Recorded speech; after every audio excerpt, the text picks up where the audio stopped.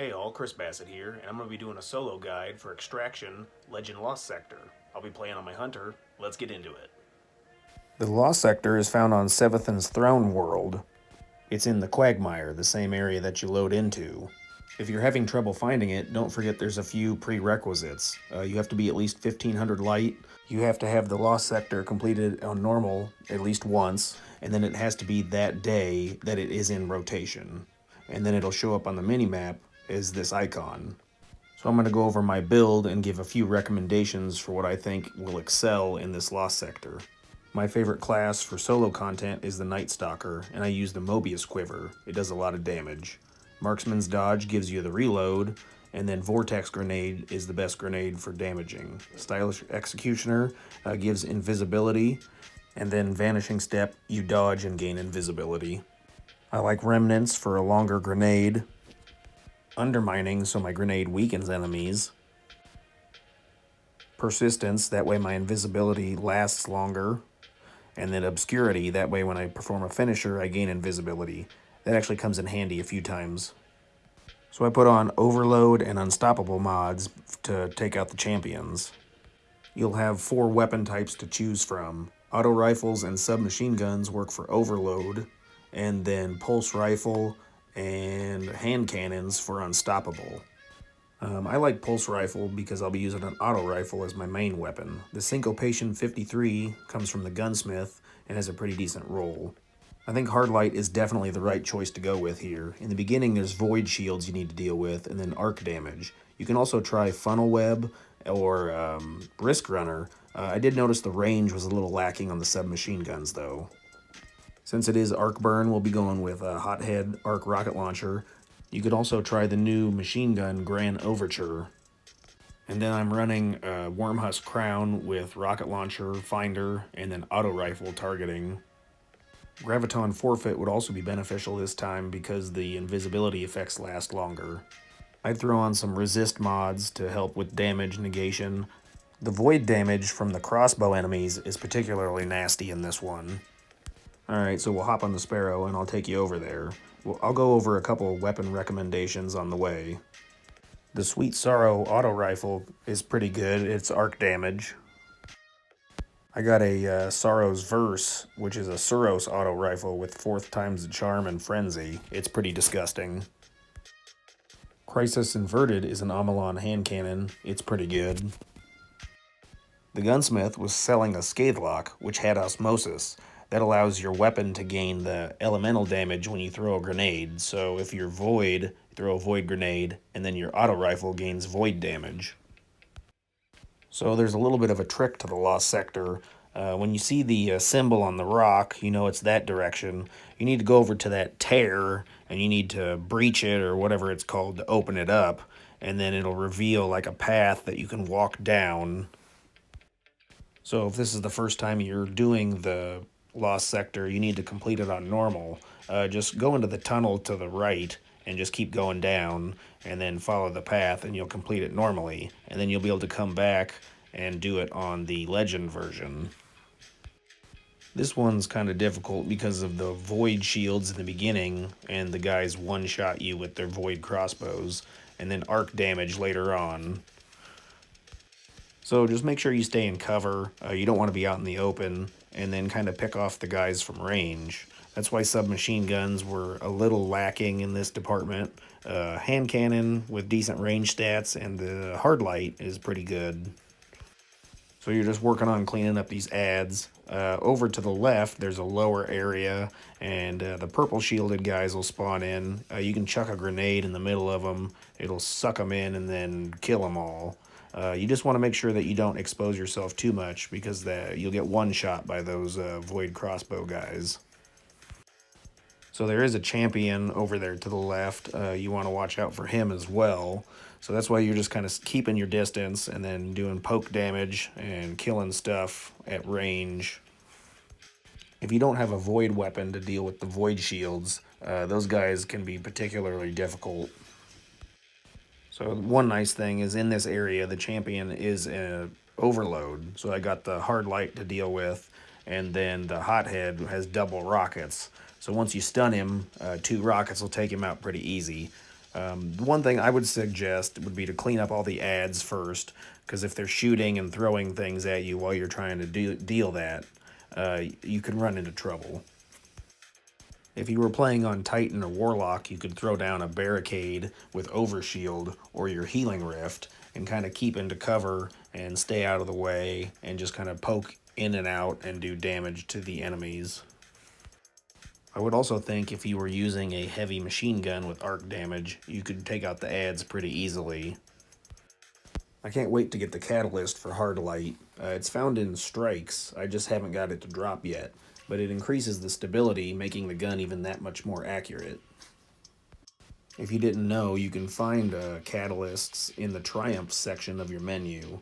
It'll tell you how to acquire the catalysts for your exotic weapons. So they're just double rocket the Overload champion. If you have to reload in between rockets, make sure you pull out the weapon that the champions are weak to, in this case it's auto rifle, to stun him, otherwise he'll start recovering health. So you would rocket him, auto rifle to stun him, and then rocket him again. Or you can just continue to do damage with your primary weapon. The main thing is that you don't want them to regain health, because then you have to start all over. So then we'll just head to the next area. In the next area, there's 3 plates that you need to stand on to open the door to the boss room. So it'd be a good place to place your Rift on Warlock, your Barricade on Titan. But as hunters, we need to take use of invisibility.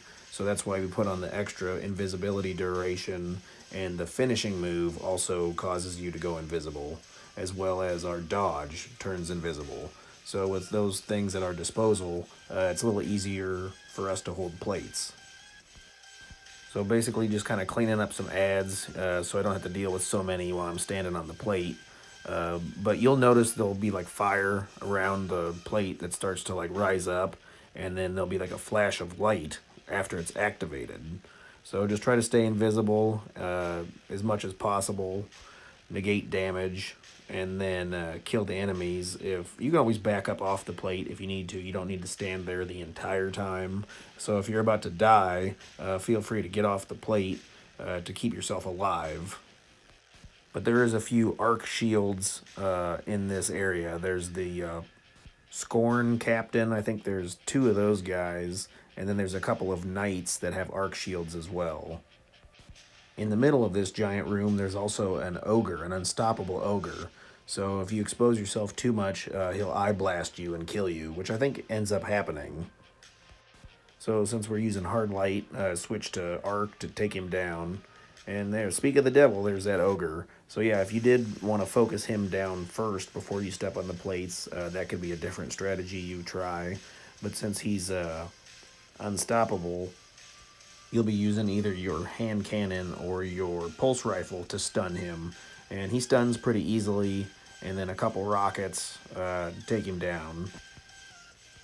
So I do have the ammo finder for rocket launcher on my helmet, as well as the scavenger on my boots. That way bricks give me 3 rockets, 2 to 3 rockets, and then bricks drop more often, which definitely helps in harder endgame content.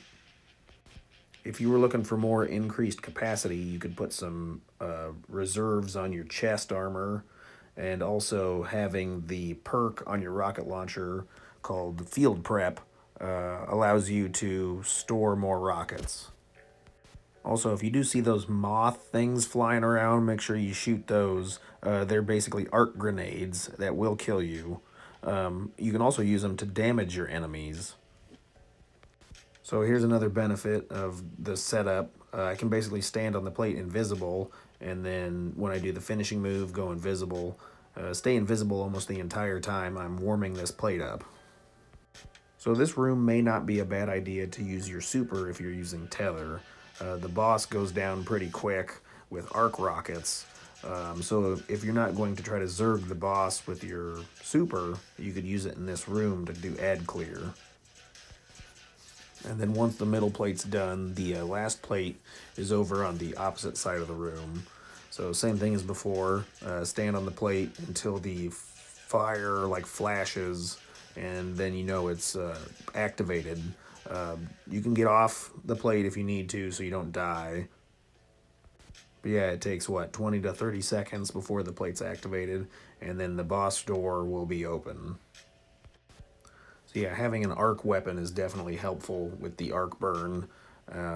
There's still ads you got to clean up, so make sure you're just being careful. They could pop out from above. Sometimes they go up on the ledge above and they'll be shooting you. So stay mobile, but also use cover when needed. Something else that's helpful is I'm using this primary weapon to kill enemies, so the heavy ammo bricks will actually drop more often. That's another good benefit to using hard light. I know hard light is occasionally sold by Zur. He comes on Fridays and then sells exotics.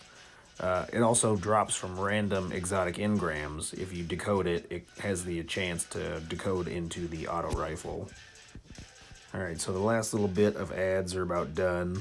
We'll run up the stairs and then head into the next area. There's a few enemies up there that you kill, but the main strategy for the boss room is to switch to your pulse rifle or hand cannon. There's an ogre and the boss. Basically, the ogre will jump down in front of you, you stun the ogre, and then double rocket to kill him. If you saved your super, you can also super the ogre as well, but then the boss will also come this way. So you don't technically need to go into the boss room. They'll both come towards you, and then you can shoot them.